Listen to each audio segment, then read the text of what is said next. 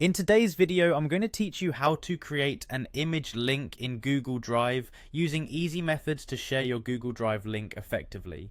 Whether you're sharing with friends, colleagues, or just want to store your files where everyone can access them, this simple guide will walk you through the process step by step. To begin, log into your Google Drive account and head to the home page. If you've got your files organized there, it's time to find that specific image you want to share. Once you've located it, simply right-click on the image. Now you'll notice a menu popping up with several options. Move your cursor over the Share button, which should open another menu. From here, go ahead and click Share. This is your key to deciding how broadly you want to share this image with others. Once the sharing menu is open, you'll likely see that your image is set to Restricted. This is the default setting for Google Drive, which means only specific people you add can view the file. We want to change this so anyone with the link can see it.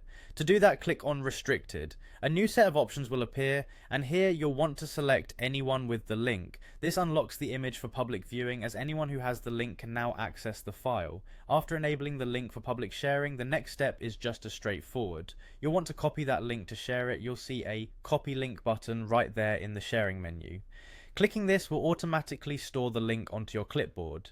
You can now paste it wherever you need by using Ctrl+V on Windows or Command+V on Mac.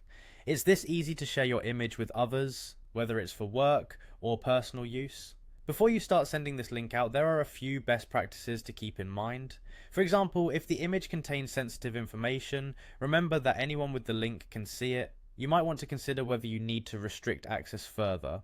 More importantly, if you ever need to revoke access, you can simply change the settings back to restricted or remove the link altogether. And that's it. By following these simple steps, you can easily create an image link in Google Drive and share it with anyone you want. I hope you found this guide helpful and easy to follow.